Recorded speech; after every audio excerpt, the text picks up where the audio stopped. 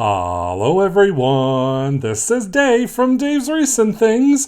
Today we're going to do another floral wreath. Last week we did the daisy petal wreath, and this week I decided I want to do another floral wreath. You can see by the window behind me the sun is shining, it is nice and warm, spring is totally on its way right now, so why not do another floral wreath? Today we're going to be using a wreath board by Unique in the Creek, and we're going to use 10-inch poly decomesh. We're going to do a black, gray, and white kind of monochromatic ombre-ish sort of theme today. How about I just get started and I'll show you what I made. I'm going to be using the small Unique in the Creek wreath board with 10-inch by 10-yard poly decomesh in black and in white and in gray as well. I'm going to be using these 5-inch half styrofoam domes, and along with that I'm going to be using this silver glittery tubing and my regular crafting utensils to create this project. And here is all the materials that I'm using for today. I'm going to first start using my cutting mat. I'm going to be using a burning tool today. This is the plaid burning tool from Amazon, and a glass cutting board. Now, when you're burning your decomesh, please use the glass cutting board.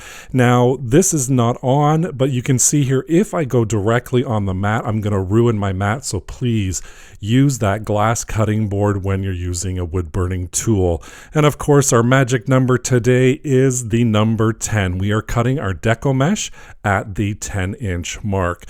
What I'm just going to do is lay out my decomesh.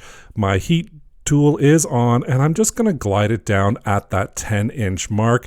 I'm cutting out the black decomesh again at 10-inch length, so we have a 10 by 10 square, and I'm just going to cut all of that with that wood burning tool, and that's going to seal everything. And the beauty part of this wood burning tool is it seals it, so it really reduces the fraying on that decomesh. Now I'm going to cut it at the gray as well using that wood burning tool, and I'm going to cut the white.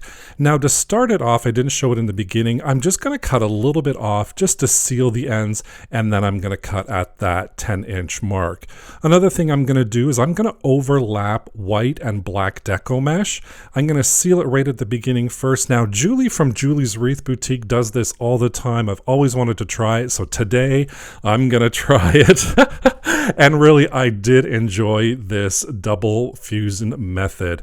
So our cuts today, I am using 10-inch by 10-yard poly decomesh in black, gray, and white, and all of my cuts are 10 inches. So for the black, I'm cutting 16 pieces at 10 inches, the gray 12 pieces, the white 8 pieces, and that black and white fused decomesh, I'm cutting 4 pieces at that 10-inch mark. To create our bundles, I'm using one piece of decomesh, and this is a 6-inch cable tie. I'm just going to preload my cable tie. I'm not going to pull it tight. I'm just going to leave a little loop there that I'm showing right here, and I'm just going to put that off to the side. I'm going to lay out my decomesh so the manufactured edges are at the left and the right hand side. We're going to turn it into a diamond shape, and we're going to draw an imaginary line right down the center. We're going to take that bottom point, bring it up to the center, top point, overlap it a little bit, and then we're going to gather the bottom, gather the top, and it's going to create a little bow tie shape, if you will. I'm showing you right here. We'll flip it over, and then I'm going to overlap the left-hand side to the right-hand side just a little bit. I'm going to gather it together. I'm going to use that cable tie, feed the end in there, pull it nice and tight, and then we're going to cut that excess of the cable tie off, and we have our first little floral petal all ready for our wreath. So again, we're going to preload that cable tie, we're going to draw that imaginary line, bring our points to the center, gather it, flip it over, overlap it a little bit, gather it at the end, and insert that into our cable tie, pulling that nice and tight. And then there's our another little bundle all created. I'm going to do the exact same method in the gray and the exact same method in our white decomesh as well. And for our fused decomesh, I'm going to do the same method of procedure, and once all my bundles are all done, I'm just going to store them off to the side, and then we're going to preload our wreath board. Here is our wreath board. You can see it has holes all the way around. It's about 12 inches in width. This is a Unique in the Creek wreath board, and you can see I'm just pointing out all of our little round holes there, and the two in the center are for the centerpiece. And you'll notice right at the top we have 2 extra holes. That's where we're going to put our hanger, and I'll do that right towards the end. To preload our board, I'm going to start on the outside, and you can see they have sets of holes.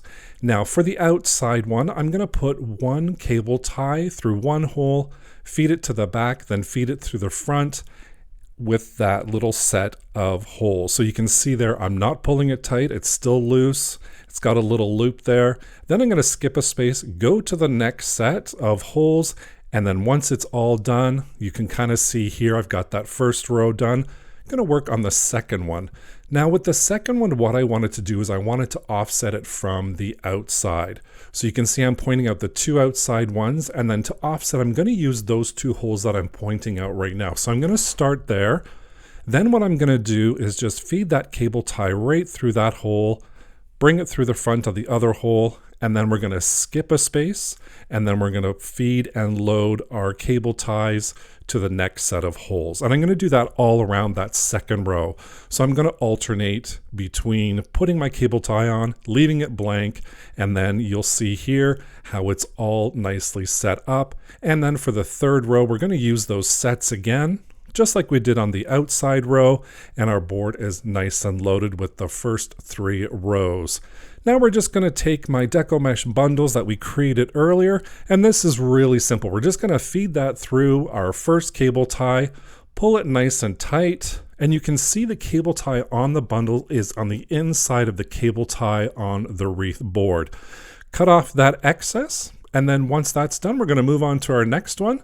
Pull it nice and tight, cut off the excess, and you can see here the reason why I do the cable tie on the inside is such that those decomesh bundles don't come out.